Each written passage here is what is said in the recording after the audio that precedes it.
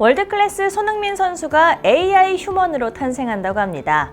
AIA 생명은 공식 홍보대사 손흥민 선수를 AI 소니로 구현해서 앞으로 브랜드 홍보 활동과 다양한 서비스에 활용한다고 하는데요. 배우 유아인이 무아인으로 활동하는 등 이제 공인들도 디지털 휴먼으로 활동을 하기 시작했습니다. 국내에서 디지털 휴먼이 광고 모델, 라이브 커머스, 가수로 활동한다는 것은 이미 많이 들어보셨을 텐데요. 요즘 CF나 드라마, SNS 등을 달구고 있는 신인류 디지털 휴먼. 그렇다면 이 디지털 휴먼은 어떻게 만들어지는 걸까요?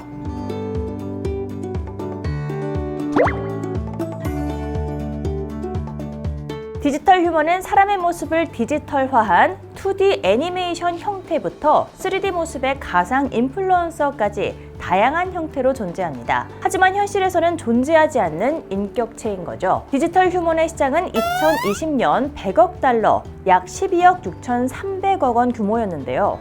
2030년에는 5,275억 8천만 달러, 663조 3,335억 원 규모에 이를 것으로 내다보고 있습니다. 발전 가능성이 큰 시장으로 점쳐지고 있는 디지털 휴먼.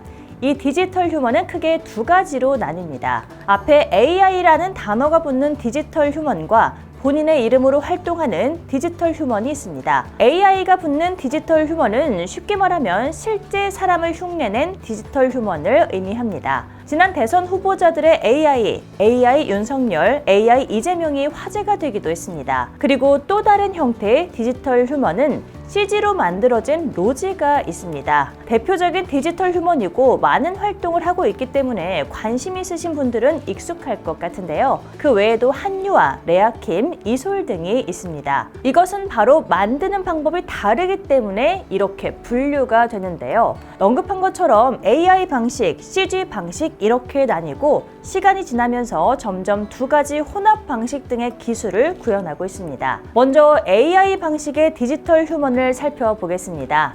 AI 구현 방식은 실제 사람과 비슷하게 생겼는데요. 3D 형태보다는 아직은 2D 형태로 선보이고 있는 모습입니다. 이 AI 방식은 입모양이나 표정, 근육 등 실제 사람의 얼굴 데이터와 음성 데이터를 직접 수집합니다. 이러한 데이터를 딥러닝 AI에 지속적으로 학습을 시킵니다. 딥러닝 방식을 통해서 표정, 동작, 말투 등을 그 사람과 비슷하게 흉내내게 되는 원리인데요. 즉, 데이터를 수집해서 만드는 사람이라고 보면 되는 거죠. 이런 형태로 대표적인 AI 휴먼은 AI 김주하가 있고요. 흔히 딥페이크 방식을 주로 사용하는데 AI 윤석열, AI 이재명의 경우가 그런 경우였죠. AI 형태의 디지털 휴먼의 활동 모습을 보면 주로 정면 모습입니다. 실제 사람과 유사하지만 여러 가지 각도에서 동작을 구현하는 것에는 아직 기술적인 어려움이 존재하기 때문입니다. 두 번째로는 CG 방식인데요. 컴퓨터 그래픽 기술을 접목해서 실제 인물 같은 캐릭터를 만들어내는 겁니다.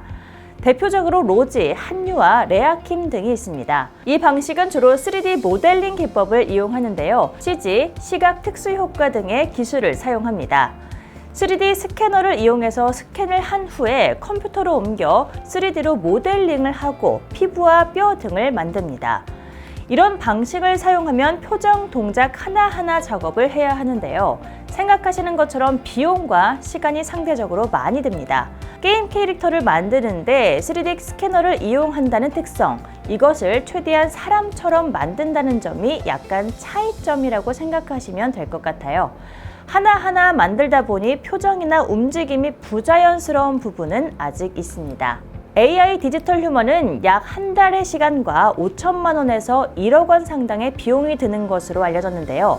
한 사람을 이렇게 AI 디지털 휴먼으로 제작해 놓으면 그 이후에는 원하는 문구를 입력만 하면 바로 활용이 가능하다는 장점이 있습니다.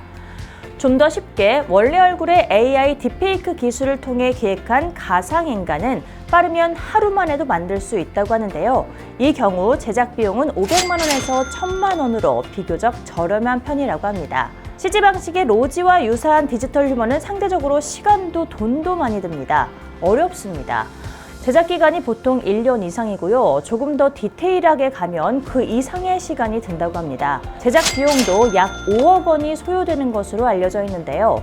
AI 방식은 아직 3차원으로 구현이 어려워서 이런 CG 방식의 디지털 휴먼이 더 많이 나오고 있는 현실입니다. 이 말을 다르게 하면 지금 우리가 접하고 있는 CG 방식의 디지털 휴먼들은 이미 적게는 1년, 많게는 2년에서 3년 전부터 공을 들여 우리 앞에 선보이게 됐다는 거죠. 그리고 더 나아가서는 이 방식들을 혼합해서 만드는 방식으로 디지털 휴먼에 대한 개발이 계속되고 있습니다. 크래프톤, 마인즈랩, 자이언트 스텝, 딥브레인 AI 등이 이런 디지털 휴먼을 만드는 대표적인 기업입니다. 아직은 기술적인 한계가 있어서 실제 인간이라고 느껴지기보다는 아직 컨텐츠라고 느껴지기도 하는데요. 그렇다면 돈도 많이 들고 시간도 많이 드는 이런 디지털 휴먼을 왜 사용하려고 하는 걸까요? 바로 관리가 쉽기 때문입니다. 시간적, 공간적 한계가 없이 동시에 여러 곳에서 일을 할 수도 있고 해외에 가지 않아도 해외에서 일을 시킬 수도 있습니다. 또한 스캔들 같은 영역에서 자유로운 게 사실입니다. 그렇기 때문에 활동도 다양하게 할 수 있고 스케줄을 관리할 필요도 없고 이미지 관리, 품위 유지 등을 할 필요가 없어서 디지털 휴먼을 소유하고 있는 입장에서는 편하겠죠. 옷, 메이크업, 헤어, 식비 등도 안 듭니다. 그런데 돈을 많이 벌기는 합니다. 우리나라 시장도 다양하지만 디지털 휴먼의 영향력이 더 강한 해외 시장을 먼저 살펴볼게요. 글로벌에서 활약 중인 가상 인플루언서들의 영향력 그야말로 엄청난데요. 가상인간 루드 마갈루의 인스타그램 팔로워 수는 590만 명입니다. 이 마갈루의 SNS 게시물 한 건당 수익이 $10,000에서 $17,000, 약 1,250만 원에서 2,100만 원 수준이라고 하는데요. 엄청나죠? 실제로 우리나라에서 대표 디지털 휴먼으로 활동하는 로지도 인스타그램 팔로워가 13만 명입니다. 로지의 제작사 사이더스 스튜디오는 로지의 SNS를 관리하는 별도의 팀까지 따로 있을 정도인데요. 왜 이렇게까지 하느냐? 작년에 벌어들인 돈이 수십억 원에 달합니다. 로지가 나온 TV 광고는 보셨을 텐데요. 광고부터 홍보 모델, 인스타그램 등을 활용해서 아마 지금까지 최소 10억 원에서 100억 원 가까운 수익을 낸 것으로 예상됩니다. 디지털 휴먼, 실제로 많은 수익을 내고 있는데요. 하지만 아직 콘텐츠에 의존을 많이 한다고 생각이 되긴 합니다. 디지털 휴먼으로 인정을 받기보다는 쇼호스트에 등장한, 가수로 등장한, 어느 기업의 홍보 모델 등의 수식어가 붙어서 등장을 한다는 점인데요. 아직은 자발적으로 활동하는 사람과 비교하기보다는 인플루언서의 느낌이 강하다고 해야 할까요? SNS에 사진이나 동영상을 포토샵, 카메라 필터를 이용해서 올리는 것, 아직은 이와 다른 점이 크게는 없어 보인다고 판단이 되긴 합니다. 하지만 이것은 시작에 불과하겠죠. AI 기술과 CG 기술이 혼합이 된다면 앞으로 디지털 휴먼은 우리 생활의 많은 부분을 차지하게 될 것이라는 생각도 듭니다. 대기업들이 본인들의 디지털 휴먼을 지니고 있으려는 이유도 이런 부분이겠죠. 저의 유튜브도 디지털 휴먼 메타 누나가 진행하게 될지도 모르니까요. 잘 지켜봐 주시기 바랍니다.